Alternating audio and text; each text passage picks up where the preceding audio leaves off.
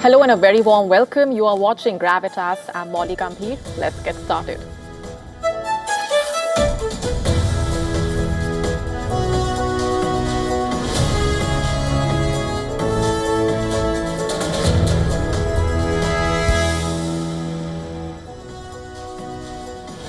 Our top focus tonight, a lot has happened in the last 24 hours. Iran now has issued a chilling warning to America.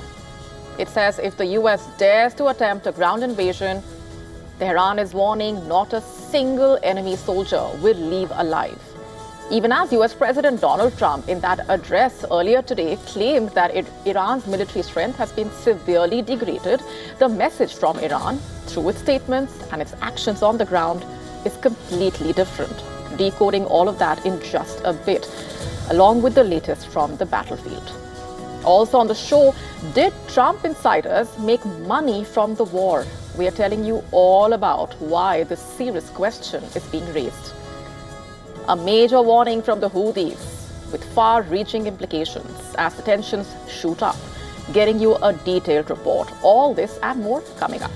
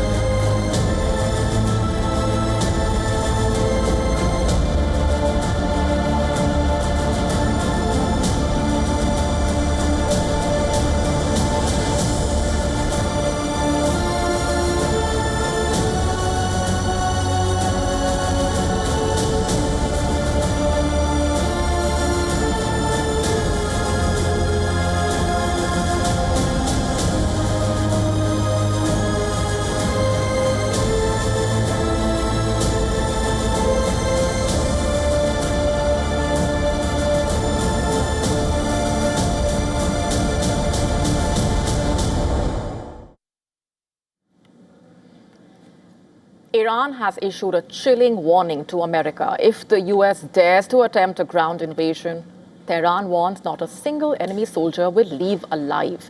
And the warning from Iran's army chief coming as the war continues to rapidly escalate. With the battlefield situation expanding by the hour, the situation in West Asia has reached a critical peak. Forces are fully mobilized.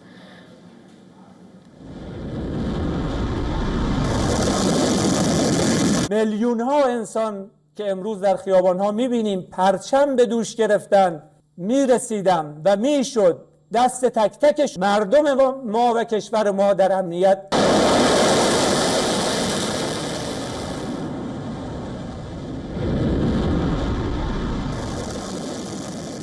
میلیون ها انسان.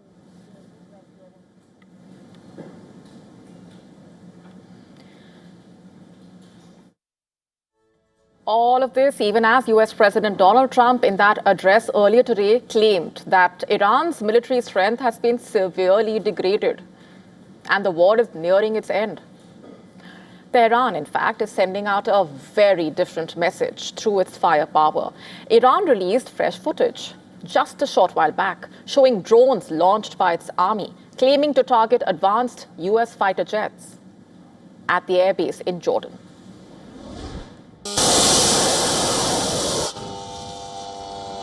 Allah!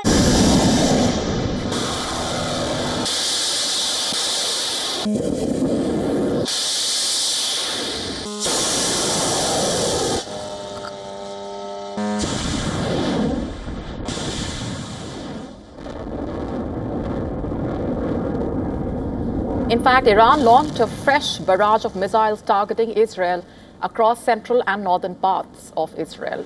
Warning of incoming missile attacks were issued. Sirens blared as a missile object was seen descending from the skies over Tel Aviv.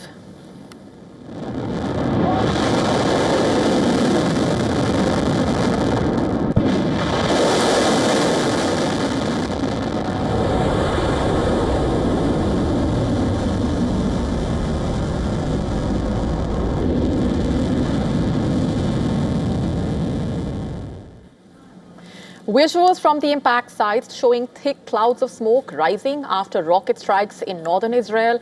Israel says it successfully intercepted several incoming threats. But the tensions, of course, were not limited to Israel, because sirens were also triggered in Bahrain, home to the U.S. Navy's Fifth Fleet, immediately after Trump's speech. In fact, just moments before Trump started speaking, explosions were also reported in Dubai, where air defense systems intercepted an Iranian missile barrage. According to the UAE Ministry of Defense, 19 ballistic missiles and 26 drones launched from Iran were engaged. The cost of the escalating war remaining high, estimates suggesting that the U.S. could be spending nearly $1 billion per day. Iran's military leadership is doubling down, meanwhile. The armed forces have vowed to crush retaliation against both the United States and Israel if attacks intensify. Listen to this. As we have said before, we tell the American Zionist enemies, your information about our military capabilities, power, and equipment is incomplete. You know nothing of our vast and strategic capacities. While a senior IRGC commander also warned the U.S. leadership that continued threats would basically amount to, quote-unquote, digging graves for their own troops. And his remarks coming in response to a recent social media post by the U.S. Secretary of War, Pete Hegseth, who threatened to send Iran back to the Stone Age. Trump, meanwhile, has made it clear that military options will further intensify. This is what he said. Their Navy is gone, their Air Force is gone, their missiles are just about used up or beaten. Taken together, these actions will cripple Iran military, crush their ability to support terrorist proxies, and deny them the ability to build a nuclear bomb. Our armed forces have been extraordinary. But on the ground, the war is far from over. Strikes continue across Iran. Massive explosions, towering smoke plumes have been reported from central Iran's city of Isfahan after a new wave of strikes.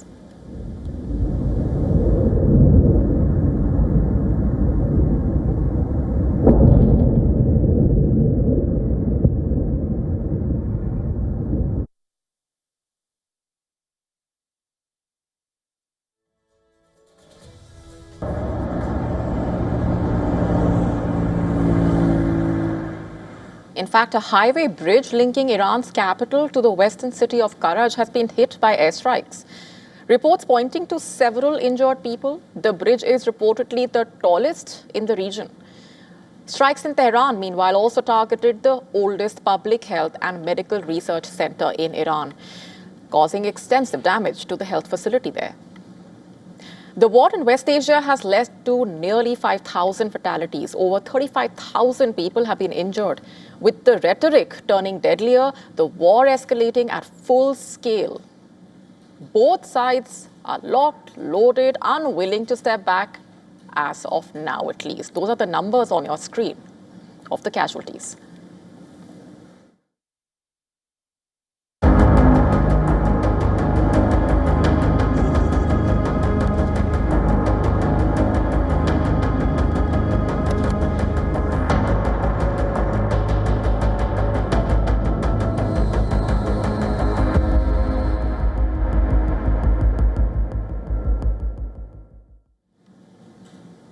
So even as Trump insists that the U.S. is winning against Iran by degrading its military capabilities, Tehran's response has been shattering, with Iran unleashing a volley of missiles and drones on its military bases across West Asia. The U.S. is facing a major challenge like never before.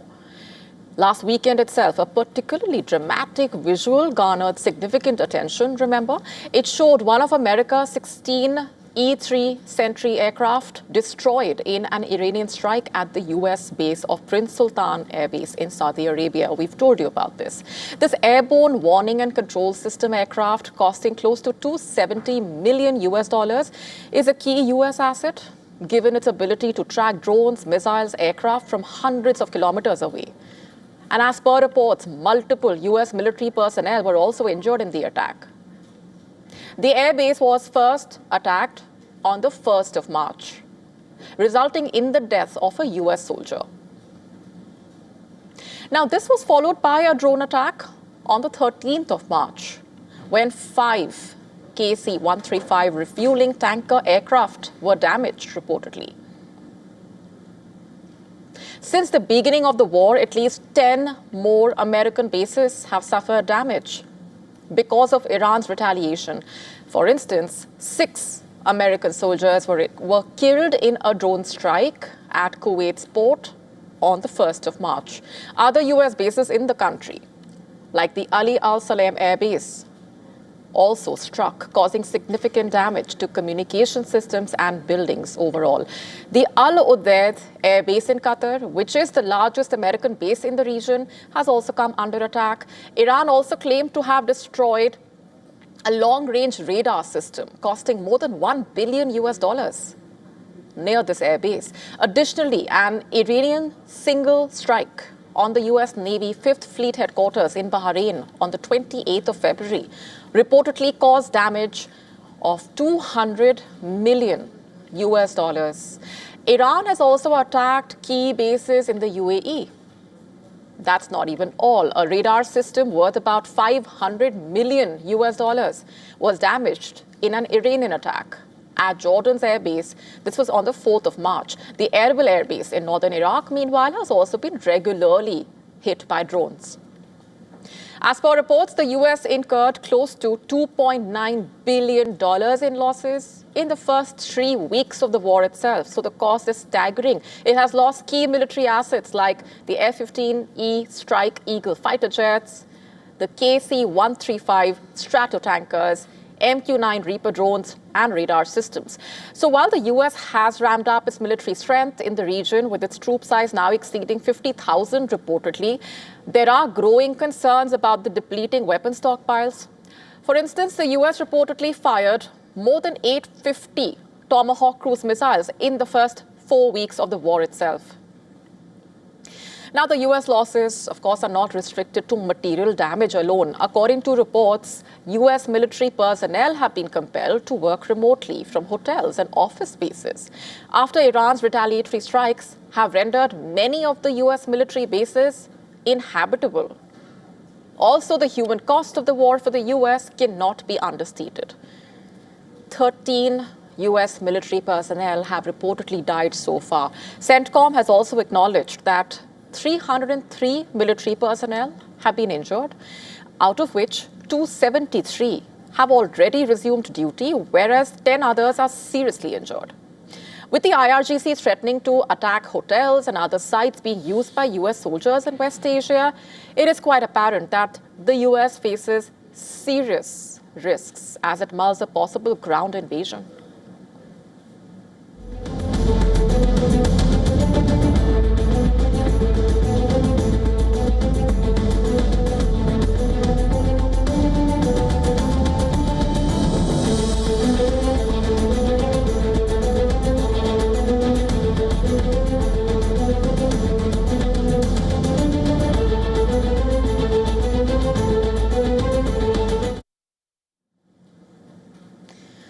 So this is 5 weeks into the West Asia war. The world is grappling with an energy crisis. However, not everybody seems to be losing out.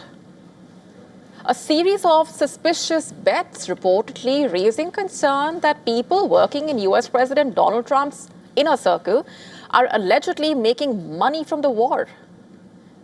Another insider trading pattern was reportedly observed on the 23rd of March. Back then, there was no hint of the talks between the US and Iran, and intense fighting was going on. But something rather curious happened.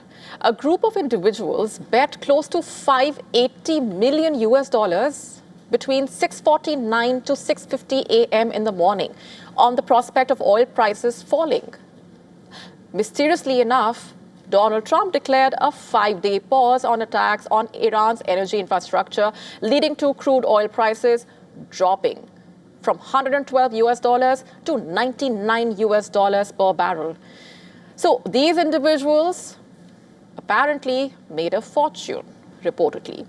In fact, the US Democratic Senator Chris Murphy also smelled something rather suspicious here. He claimed that The people who made these bets were either members of Trump's family, people who worked in the White House, or just traders who got tipped off by insiders. While he dubbed this as corruption, the White House has denied that members of the Trump administration benefited from insider trading. But then the ability to profit from insider knowledge is much easier now, given the rise of prediction markets, which basically allow anonymous users to bet in cryptocurrency on specific events. In January, for instance, an anonymous user garnered attention by making close to nearly $500,000 on Polymarket by basically predicting the capture of the Venezuelan president, Nicolas Maduro. A month later, cryptocurrency analytics firm Bubble Maps reportedly claimed that 6 insiders in Trump's circle earned $1.2 million allegedly on Polymarket via betting on US striking Iran by the end of February. And prior to the start of the West Asia war, multiple Kalshi users bet on the scenario that Ayatollah Ali Khamenei will be out as Iran's supreme leader before his assassination on the 28th of February. While they were expecting to win $54 million reportedly, Kalshi eventually refused to release the amount. Polymarket witnessed another controversy recently as 8 accounts bet $70,000 reportedly on a US-Iran ceasefire taking place prior to the 31st of March. This was barely hours before Trump's March 23rd announcement of halting attacks on Iran's energy infrastructure. Facing increasing scrutiny, Polymarket and Kalshi rewrote the rules to ban insider trading in certain domains. Although it remains to be seen whether the Trump administration takes any concrete steps when it comes to the matter, we are closely monitoring those developments. The Houthi rebels officially joining the fray alongside Iran and Hezbollah. With the Strait of Hormuz already choked into a stranglehold, the rebels have issued a chilling ultimatum. If the Gulf states interfere, the Red Sea becomes the next global headache. Take a look.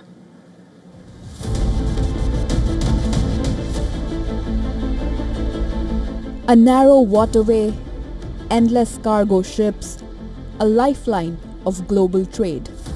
The Red Sea corridor carries oil, goods, and geopolitical weight. For now, it flows. But the threat to choke it is growing louder. Yemen's Houthi movement has issued a stark warning. If Gulf nations join the Iran war, the group says it could move to shut down a key Red Sea passage. The focus is the Bab al-Mandeb Strait, one of the world's most critical maritime choke points. The message is direct. Join the war and the sea will burn.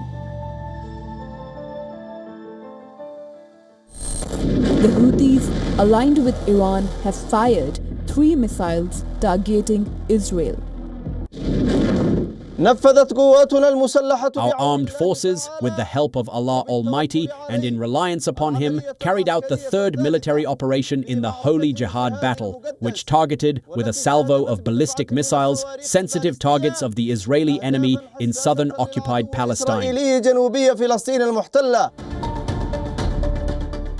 Now, the threat is expanding beyond missiles. It is about control of sea lanes. The Bab al-Mandeb connects the Red Sea to the Gulf of Eden and is vital for global shipping.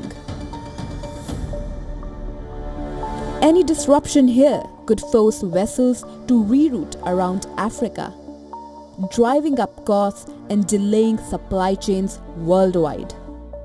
With Hormuz already under Iranian control, a Houthi-led closure of the Red Sea would effectively cut off the Suez Canal. The world's economy would be further crippled. Bureau Report, WION World is One.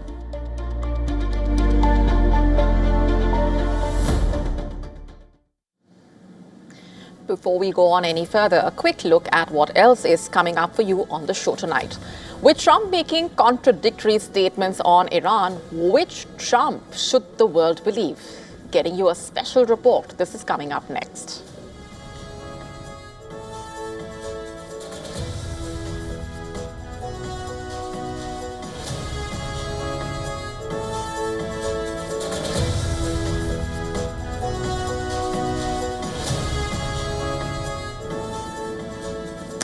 We tell you all about how Israel is deploying AI power to fuel a multi-front war.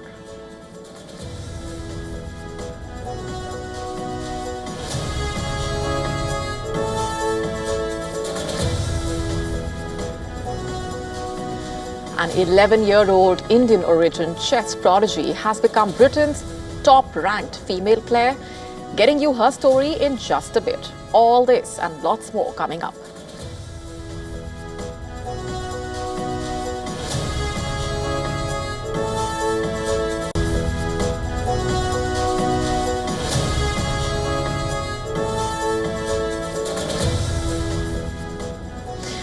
While a clampdown on the war front was expected, US President Donald Trump's 19-minute-long address to the nation broke little new ground as such.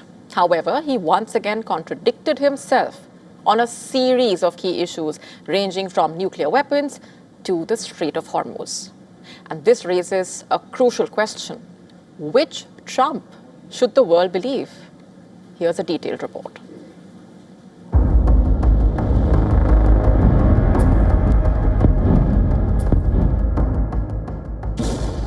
32 days into the West Asia war, the endgame remains uncertain. While the White House gave a 4 to 6 week timeline at the outset, Trump has now muddied the waters further. We're going to hit them extremely hard over the next 2 to 3 weeks. We're going to bring them back to the Stone Ages where they belong. One more goalpost shifted. Trump said that he wants to crush Iran's military to an extent where it cannot build a nuclear bomb. Their Navy is gone, their Air Force is gone, their missiles are just about used up or beaten. Taken together, these actions will cripple Iran military, crush their ability to support terrorist proxies, and deny them the ability to build a nuclear bomb. A week earlier, though, Trump's version was drastically different. He claimed that Iran agreed to never have a nuclear weapon. I don't want to say in advance, but they've agreed they will never have a nuclear weapon. They've agreed to that. Just hours after linking a ceasefire to opening the Strait of Hormuz, Trump flipped again. He claimed that this waterway will open up naturally after the war ends and pass the buck to other nations. The countries of the world that do receive oil through the Hormuz Strait must take care of that passage. They must cherish it. They must grab it and cherish it. They can do it easily. Now, in yet another U-turn, Trump said the US does not need oil from the region, after earlier boasting that his favorite thing is to take oil in Iran. The United States imports almost no oil through the Hormuz Strait and won't be taking any in the future. We don't need it. We haven't needed it, and we don't need it. So which Trump should we believe? He has normalized the contradictions. He says one thing on Monday, and then on Tuesday he makes a complete flip.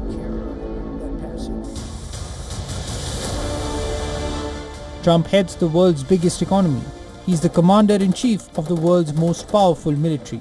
His every word is watched closely.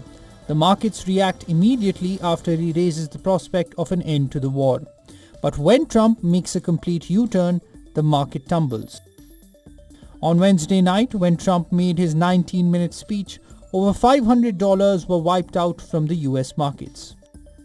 World leaders, even his allies, are now openly questioning the contradictions of Trump. There are people who argue for forcibly clearing the Strait of Hormuz through a military operation, a stance that has at times been expressed by the United States of America. I say at times because it has shifted. That has never been the option we have chosen, and we consider it unrealistic. As Trump continues to flip-flop, Tehran has reached out to Americans directly. Iranian President Masoud Pezeshkian urges people in the US to see beyond floods of distortions as war rages.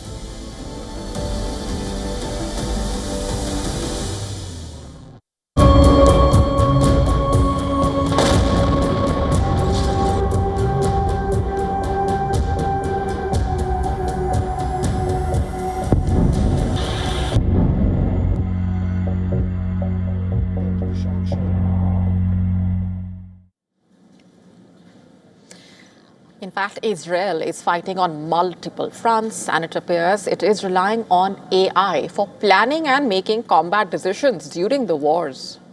Let's just break this down for you. According to a report by Harrods, Israel's defense forces confirmed that an advanced AI ecosystem originally built during the Gaza war is now fully active and being deployed across multiple fronts, including Lebanon and Iran.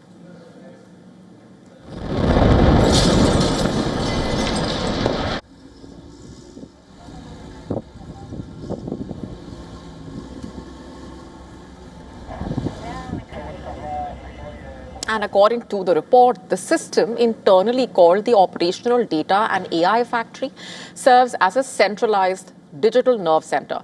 It reportedly pulls together massive streams of intelligence, whether it's from sensors, live video feeds, audio intercepts, and text inputs, and then it delivers a unified, real-time operational picture across Israel's entire military chain of command. Reportedly, this platform is now reportedly in use across the Israeli army. As per the report, it basically allows the Israeli commanders and units to simultaneously access data on troop movements, mission status, also the evolving threats, thereby accelerating the battlefield awareness overall. The system is not just limited to gathering information. It reportedly actively supports combat operations, whether it is assisting in planning the attacks, identifying the targets, coordinating strikes. The infrastructure reportedly also has been integrated into the Israeli Air Force's offensive drone network.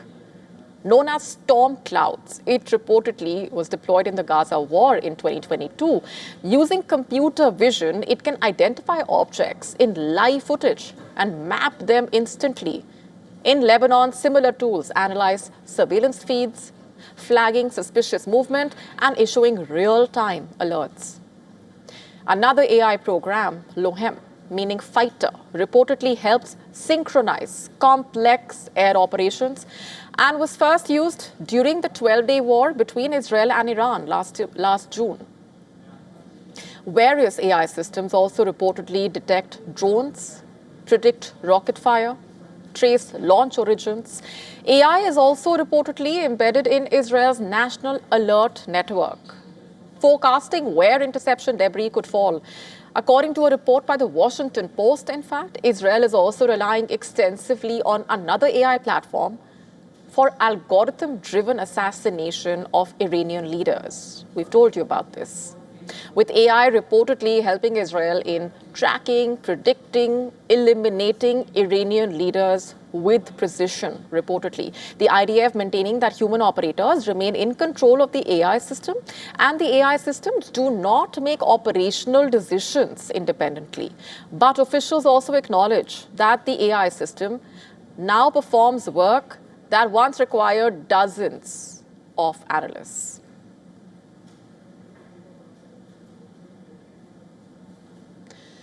In his first address to the nation since the beginning of the US-Israeli attacks on Iran a month ago, US President Donald Trump once again repeated his threat, the threat to hit Iran's power plants if no deal is reached. The big question still is, how resilient is Iran's power grid really under a sustained military attack? Our next report decoding this for you.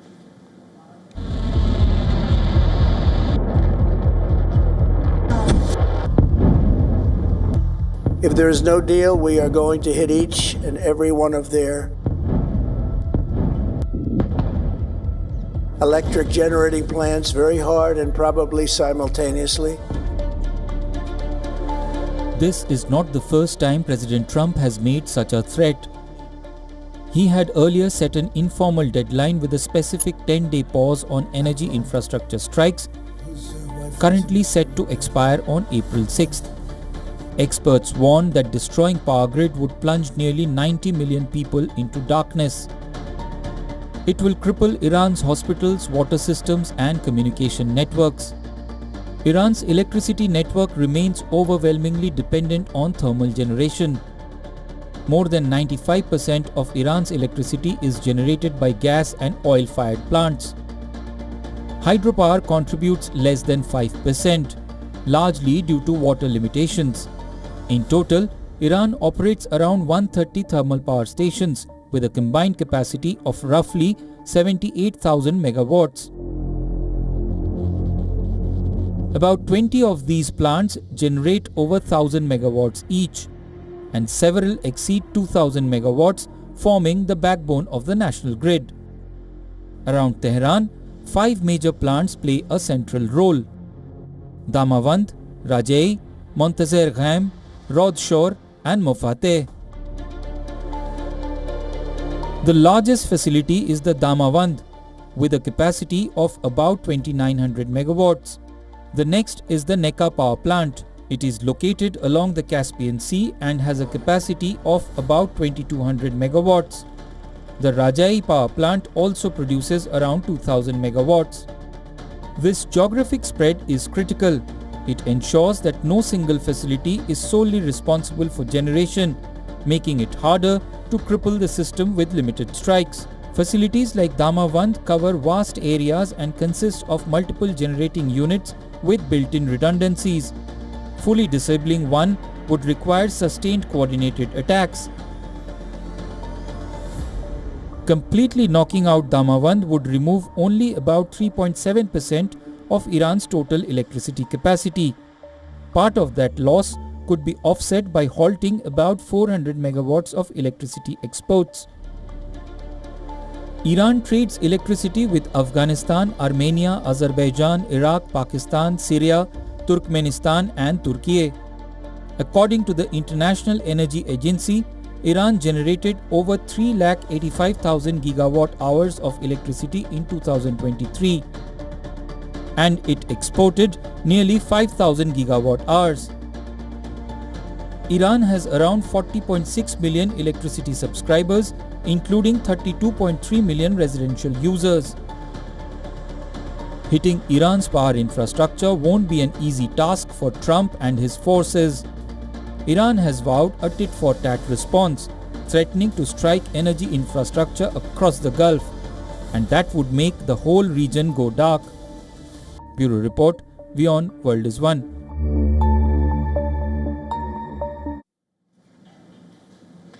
Switching gears for now, a new chapter in space exploration has started.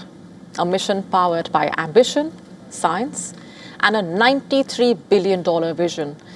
After a long wait of more than 5 decades, NASA racing back to the moon with a crucial mission, this time to unlock what lies beyond sight. Take a look.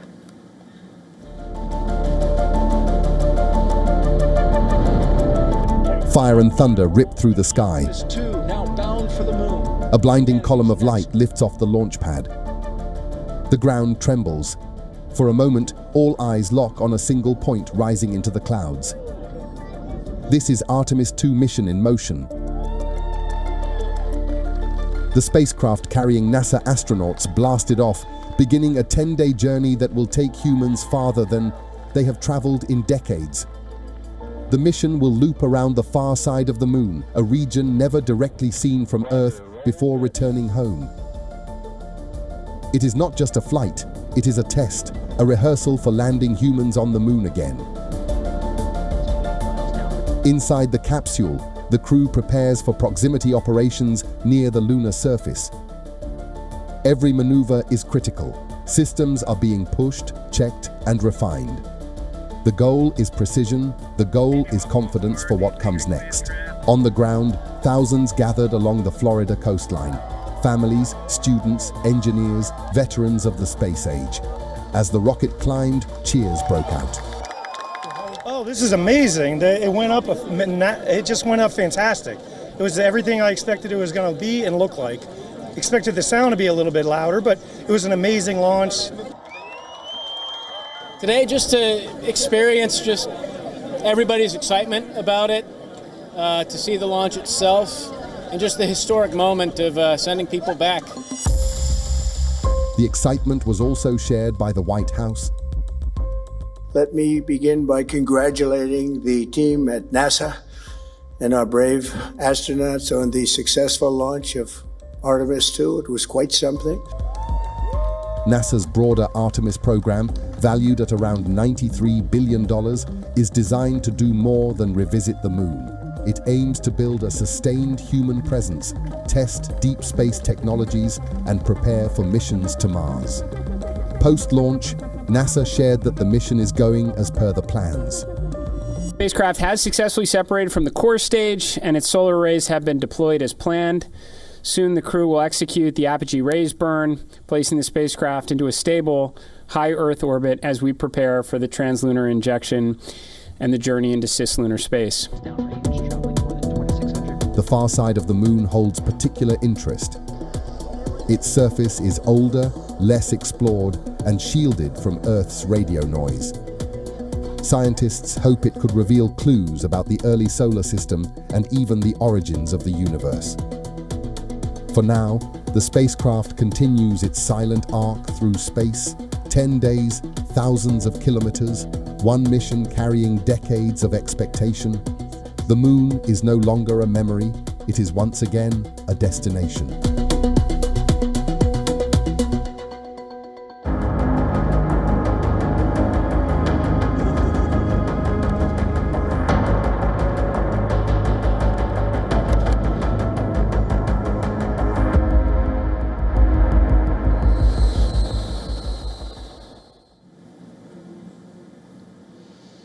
At a time of conflicts and wars and countries scrambling to upgrade their military might, India appears to be turning demand into opportunity. New Delhi is making it clear that it is no longer just a buyer when it comes to the global defense ecosystem. Rather, it is rapidly becoming a trusted and cost-efficient supplier. As per figures released by India's Ministry of Defense, defense exports have surged by more than 62%. Reaching a record 38,424 crore rupees. That's around 4.11 billion US dollars in the 2025 to 26 financial year. Now that's a sharp jump of over 14,800 crore rupees or 1.58 billion US dollars as compared to last year's fiscal numbers. In a statement, in fact, India's Defense Ministry highlighted that both public and private players are driving this rise, with the defense public sector undertakings contributing to nearly 55% and the private sector close behind at 45%. As per the government, India is now exporting defense equipment to more than 80 countries, further noting that the number of exporters has climbed to 145 from 128 last year. आज भारत जो कभी केवल weapons के लिए दूसरे देशों पर निर्भर रहता था, इंपोर्ट के मामले में जाना जाता था, अब एक्सपोर्ट्स के मामले में भारत तेजी के साथ आगे बढ़ रहा है. And according to the Indian government, India's export ordinance includes bulletproof jackets, aircraft, helicopters, interceptor boats, lightweight torpedoes, major buyers of Indian arms over the recent years, including countries like Armenia, that's a key buyer of full weapon systems like Akash and Pinaka. The United States sources critical aircraft components, while France imports electronics and software. The Philippines has also acquired the BrahMos missile system in landmark deals.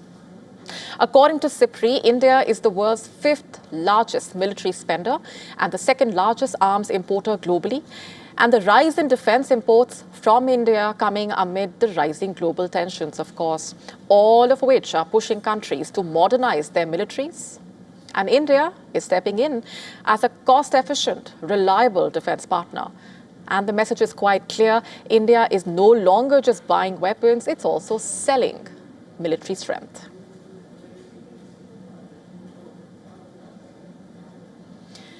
Our next story is about the super rich. According to estimates by Oxfam, reportedly, the global super rich may have as much as $3.55 trillion hidden away from tax authorities. That's a whopping $3.55 trillion. The amount, just for context here, is roughly worth more than 3% of the global GDP. And that's just one part of the story here. There's more. According to Oxfam, the total wealth held offshore had increased significantly The share of the secretive holdings hidden from tax authorities has reportedly come down quite a bit since the introduction in 2016 of a new system of automatic information exchange between jurisdictions. But Oxfam estimates that perhaps $3.55 trillion is still shielded from tax. And it has reiterated on the need for a wealth levy, calling on governments to close the tax loopholes. In fact, according to analysis by Oxfam, only 3% of the more than 1,000 tax recommendations made by the International Monetary Fund to governments in recent years focus on taxing wealth and income from wealth. Only 3%. The group has urged the IMF to fundamentally reform how tax policy is integrated into economic surveillance. Earlier in the year, an Oxfam report pointed out how billionaire wealth has jumped by over 16% in 2025, 3 times faster than the past 5-year average. It also highlighted billionaire wealth has increased by 81% since 2020 itself. This also comes in as 1 in 4 people don't even regularly have enough to eat, and nearly half the world's population living in poverty.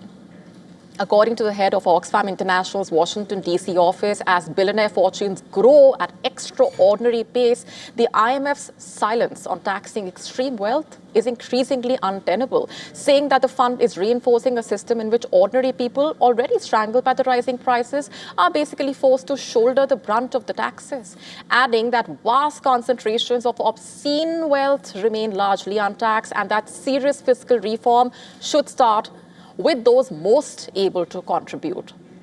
And there is reason for serious concern here, given what the numbers are throwing up. Also important to point out here, earlier this year itself, Oxfam had said billionaire wealth surged at 3 times its recent pace last year to reach its highest level on record, thereby deepening economic and political divides that also threaten democratic stability.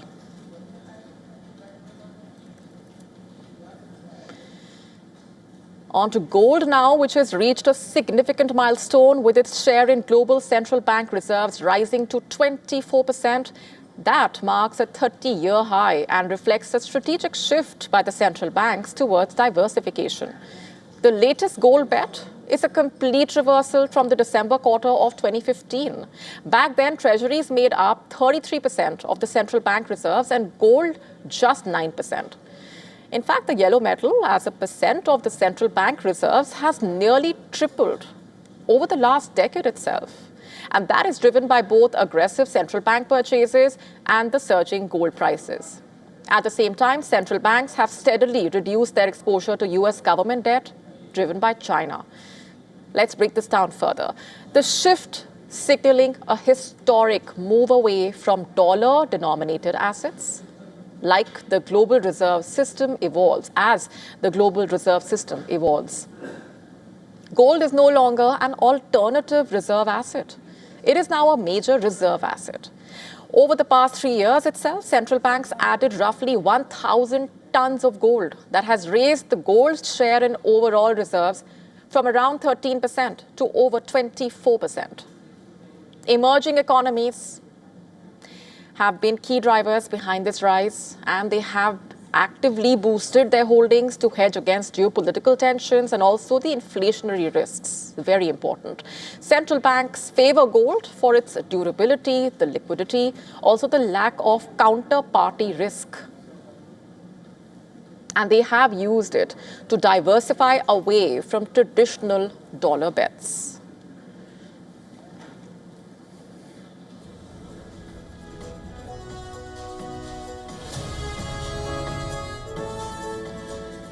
A political firestorm has hit India, with the central government proposing key amendments to the country's foreign funding law, which could drastically impact the future of thousands of non-governmental organizations. The controversy is centering around the Foreign Contribution Regulation Act, aimed at ensuring that foreign funding does not impact public order or national security. Any organization or NGO has to register under FCRA in order to receive foreign funds, basically. Now, how will the amendments impact NGOs exactly? The central government has basically proposed the creation of a designated authority that can take over control of assets of any NGO whose registration has expired or has been cancelled. Even institutions built with partial foreign funds, like schools and hospitals, could be taken over. And that's not all. Such seized assets can be sold off, proceeds of which will go to the central government. Additionally, state governments have to seek its permission before starting any probe related to this act. Now, why is this significant? Foreign funding in India is a sizable figure. For instance, India's Ministry of Home Affairs revealing that NGOs received nearly $9.5 billion in foreign funding during a 5-year period from 2017 to 2022. As of now, close to 15,000 associations are registered under FCRA. Additionally, FCRA registration of over 21,000 organizations has been cancelled. And this has raised considerable concerns among Christian groups who run a vast network of institutions in the country. Reportedly, organizations like Catholic Bishops' Conference of India submitted a memorandum to the Union Home Minister, in fact, expressing grave concern over the proposed amendments. They claimed that these changes could enable undue interference in the functioning of minority institutions and NGOs. Opposition parties led by the Congress, meanwhile, have dubbed the new bill unconstitutional and claimed that it will be used to arm twist honest philanthropic organizations, especially those run by the minority communities. However, the Union Minority Affairs Minister stressed that it is not against any religion. While it was expected to be passed in the Lok Sabha, it was deferred after protest by the opposition. Ladies and gentlemen, I'm not going to waste your time. WION is 28 and straight. Taking applications for men. She lives in London. She's obviously gorgeous. Straight. The sex is male because yes, please wasn't.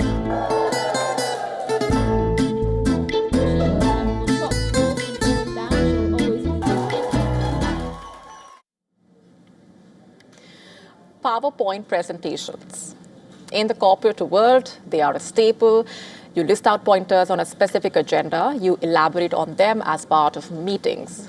But a different kind of PowerPoint presentations now becoming a part of people's lives. They are not taking place in meeting rooms or conference halls or boardrooms. They are not regarding any work assignment as such. This is about finding love. From the US to Australia, singles are reportedly ditching dating apps and instead letting their friends pitch them through PowerPoint presentations. Basically, a PowerPoint presentation by a close friend pitching them as dating material, just to put this simply. For example, some young London singles are resorting to this means for meeting people, Londoners reportedly packing pubs to try it for themselves, reportedly fed up of swiping left or right on dating apps. The logic simply is those hunting for a match saying it was easier for a friend to sell their best qualities while also poking fun at their flaws with humor and honesty. A rather unique way to find love indeed, one slide at a time. This is basically like taking the concept of having a wingman or a wingwoman to a whole new level. So if swiping on the apps is not working out for you, PowerPoint presentations might just.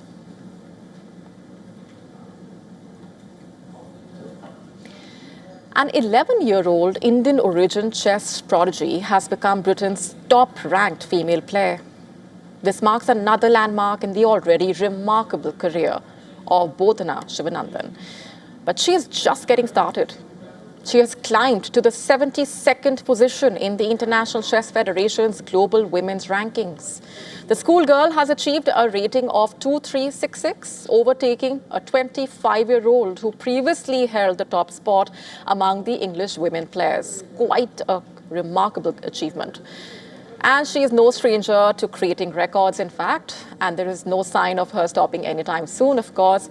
This is what she said after achieving the latest feat. I'm quoting here. I was a bit happy, but I don't want to stop there. Like several others, she took up chess during the pandemic when she found a chess board that her father had planned to donate to charity. She hails from North London and has special permission from her school to travel for tournaments. She also takes piano and violin lessons and is going to have her 6th grade exams in a month's time. And she has already got a long list of achievements at just 11 years old. In 2024, in fact, she became the youngest person to represent England in any sport.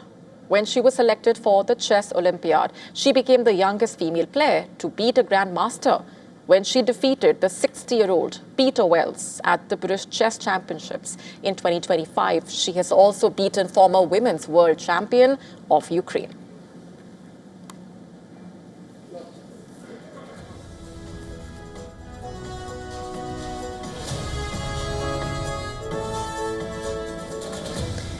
In the heart of Gaza City, where thousands of families remain displaced, a small classroom is offering children a rare escape from the realities of war.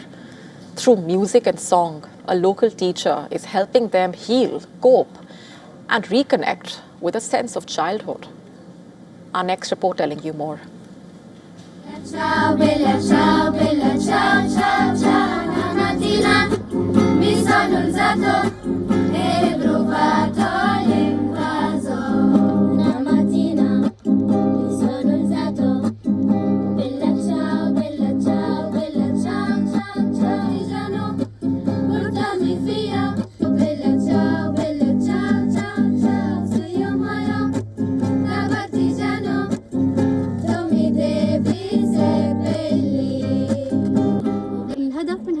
This project aims to entertain children and help them recover from the war they have experienced over the past 2 years.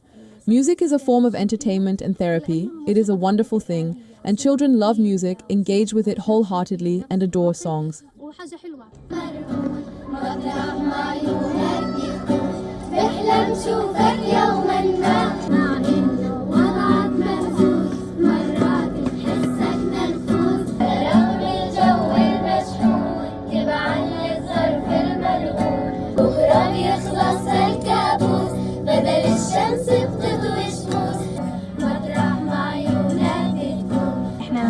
We are a people who love life, and we were singing amidst the bombing, famine, and hunger.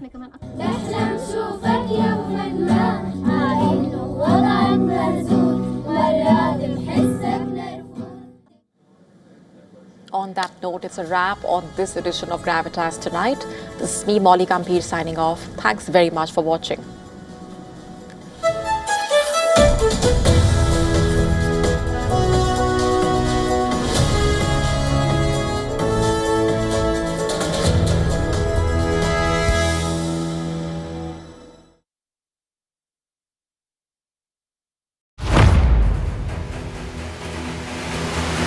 Get the latest updates. Destroy their breaking missiles news. And raise their... Credible, clear, continuous. Experts across aisles. Diverse voices, one platform. WION World is one. 5 states, one powerful voice. From Tamil Nadu to West Bengal.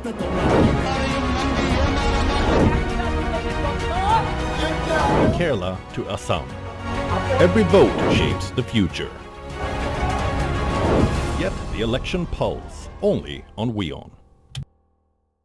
WION, India's global voice. The channel that brings you the biggest stories from across the world through India's lens. Now available in more than 190 countries worldwide. Because we believe that the world is one.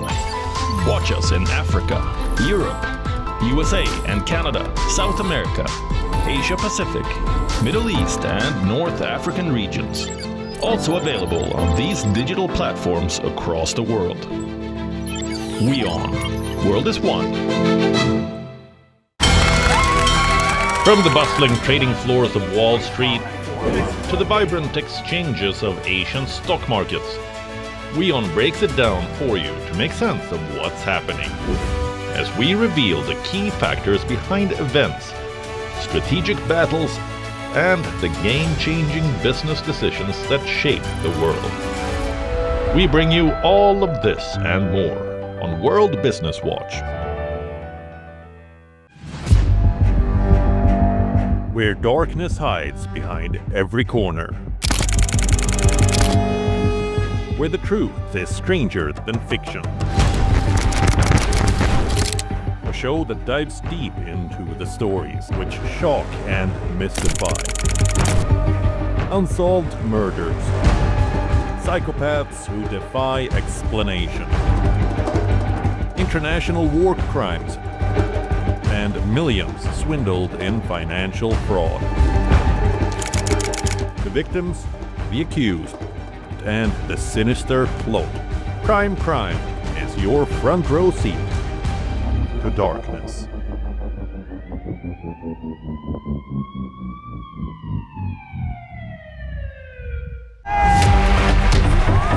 Campaigns, elections, alliances, controversies, and power play.